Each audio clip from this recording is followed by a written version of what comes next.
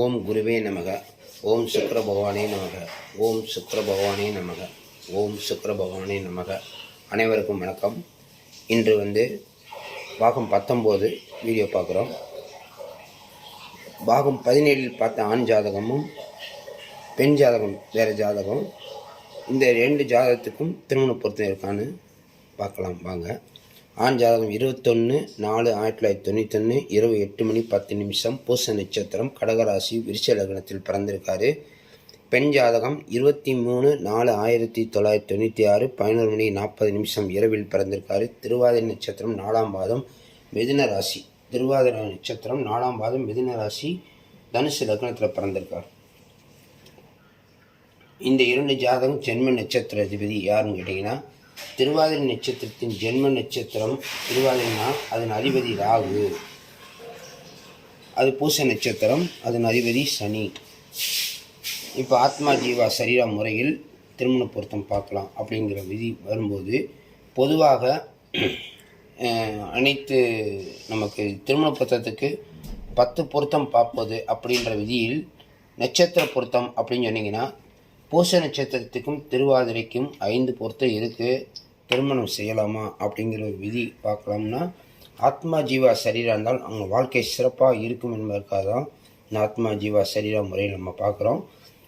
இப்போ பெண் ஜாதக ஜென்ம நட்சத்திர அதிபதி ராகு ஆண் ஜாதகத்தில் 2ஆம் இடத்தில் இருப்பதால் உள்ள வர முயற்சி செய்யும்.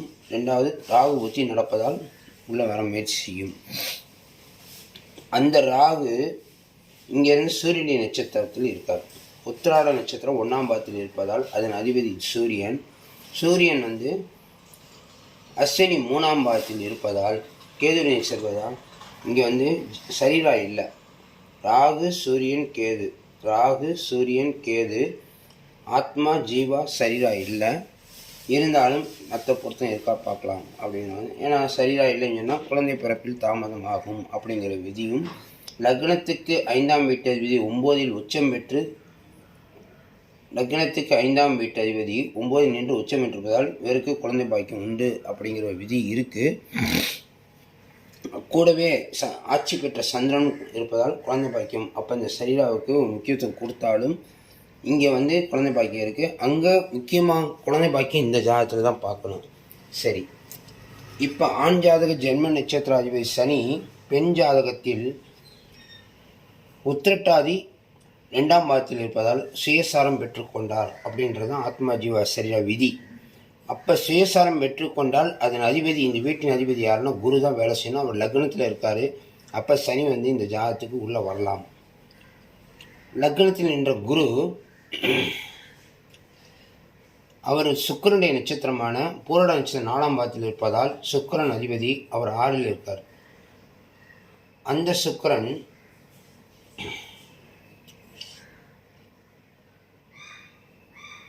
செவ்வாய் நட்சத்திரத்தில் இருக்கார்.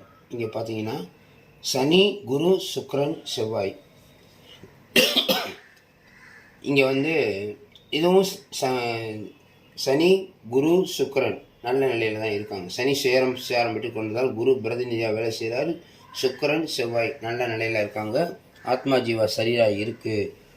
இப்போ இந்த ஜாதகத்தில் முக்கியமாக பார்க்க வேண்டிய விஷயம் கேட்டிங்கன்னா, 3வது நட்சத்திரம், 5வது நட்சத்திரம், 7வது நட்சத்திரம் பார்க்கும்போது திருவாதிரை நட்சத்திரத்துக்கு 3வது நட்சத்திரம் பூச நட்சத்திரம் வருகிறது. இங்கே கிரகம் இல்லை, அதனால் பூச நட்சத்திரம் எடுக்கலாம். 5வது நட்சத்திரம் மக நட்சத்திரம் வருது, நம்ம எடுக்கிற சனி தான், அதனால் அது பிரச்சனை இல்லை. இங்கே கிரகமும் இல்லை.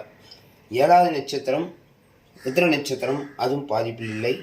வேதிய நட்சத்திரம் திருவண நட்சத்திரம், அங்கேயும் கிரகம் இல்லை. ஆனால் 22வது நட்சத்திரம் ரேவதி நட்சத்திரத்தில் செவ்வாய் இருப்பதால் செவ்வாய் நட்சத்திரம் இந்த ஜாதத்துக்கு எடுக்கக்கூடாது. அதாவது செவ்வாய் நட்சத்திரம்னா மிருகசீரிடம், அவிட்டம், சதயம். மிருகசீரிடம், அவிட்டம், சித்திரை, இந்த 3 நட்சத்திரமும் இந்த ஜாதத்தை எடுக்கக்கூடாது. ஆனால் நான் எடுக்கிறது பூச நட்சத்திரம் தான் எடுக்கிறோம், செவ்வாய் நட்சத்திரம் எடுக்கலை. அதனால் அது பிரச்சனை இல்லை. இப்போ பார்த்திங்கன்னா சனி திசை சுக்கிர புத்தி. இப்போ இந்த சனி அந்த பையனுடைய ஜென்ம நட்சத்திர தசாநாதன் வழியாகவும் உள்ளே வருது பொருத்தத்துக்கு. ஏற்கனவே ஆத்மா ஜீவா சரீரா இருக்குது. அந்த ஜாதகத்தில் கேது இருக்கிற சரீரா கம்மியாக இருக்குது அப்படிங்கிறது விதி பார்த்தோம்.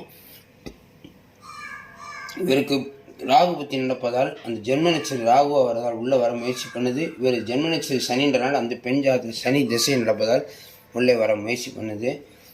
மொத்தம் நட்சத்திர பொருத்தம் 5 இருந்தாலும் திருமணம் செய்யலாம் அப்படின்ற நம்ம சொல்லியிருக்கோம்.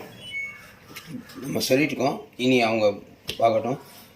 இது வரைக்கும் பொருத்தம் நல்லா இருக்குது. 5ஆம் நட்சத்திரம் அந்த குழந்தை பாக்கியை தடை செய்வதற்கு இந்த பெண் ஜாதகத்தில் எந்த இதுவும் தடை செய்யலை. இது கூட இன்னொன்று கூட பார்க்கலாம். லக்னத்துக்கு 5ஆம் வீட்டில் சூரியன் உச்சம் பெற்று இருப்பதால் கண்டிப்பாக குழந்தை பாக்கியம் உண்டு. 5ஆம் வீடு தான் பார்ப்பாங்க. 5இல் பாவகிரகம் எதுவும் இல்லை. சூரியன் இருந்தாலும் குழந்தை பாக்கியத்தை கொடுக்கக்கூடியவர். ஆத்மா ஜீவா சரியாக இருக்குது. தசாநாதன் சனி அந்த ஜாதகத்தில் பார்த்தீங்கன்னா சனி சந்திரன் நட்சத்திரம் பெற்று திரும்ப சனியை வர்றாரு பாருங்க. சந்திரன் சனி நல்லாயிருக்கு. இப்போ இதனுடைய ஜென்ம நட்சத்திர இது தசாநாதன் கேது இந்த ஜாதகத்தில் பார்த்தீங்கன்னா ரேவதி நட்சத்திரத்தில் இருக்கார். இங்கே பாருங்க, ரேவதி நட்சத்திரத்தில் கேது இருப்பதால் கேது திசை இருப்பவர் தலசியம் முக்கியமாக தான் கவனிக்கணும். பாருங்கள், கேது இங்கே இருந்தாருன்னா ரேவதி நட்சத்திரம் 2ஆம் பாதத்தில் இருக்காருன்னு அர்த்தம். அவருடைய கேது வரலாம், ஆனால் கேது நட்சத்திரம் எடுக்கலை, நம்ம பாவதரத்தை எடுக்கிறோம். அதனால் கேது நட்சத்திரம் எடுக்கக்கூடாது. இந்த ஜாதகத்துக்கு அஸ்வினி மகம் 3 எடுக்கக்கூடாது. ஏன்னா கேது ரேவதி நட்சத்திரம் 2ஆம் பாதத்தில் இருக்கார். ரைட். அப்போ கேது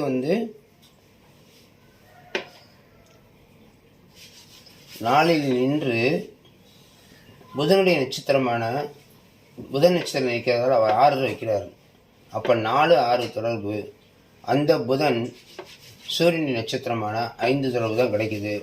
இந்த ஜாதகருக்கு 1, 2, 7 தொடர்பு கிடைக்கல. வசியம்லாம் இருக்குது. அந்த சரீரம் கொஞ்சம் கம்மியாக இருந்தாலும் ஒரு ஸ்டெப்பு கிட்டத்தட்ட ஒரு 60-70% வரைக்கும் வந்துருச்சு. இன்னும் 100% இருந்தால் நல்லாயிருக்கும். அப்படிங்கிறதுனால இங்கே லக்ன தொடர்பு வரணும்னா இங்கே இந்த பொண்ணுக்கு அந்த பையனுடைய ஜென்ம நட்சத்திர சனி லக்ன தொடர்பு தர்றாரு. 2ஆம் பாவ தொடர்புக்கு சனியை தந்துடுறாரு.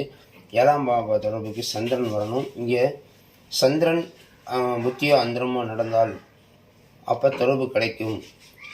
ஓகே, திருமண பொருத்தம் நல்லா இருக்குது, வசியம் இருக்குது. இந்த ஜாதி திருமணம் செய்யலாம் அப்படின்ற விதியை முடிக்கிறோம்.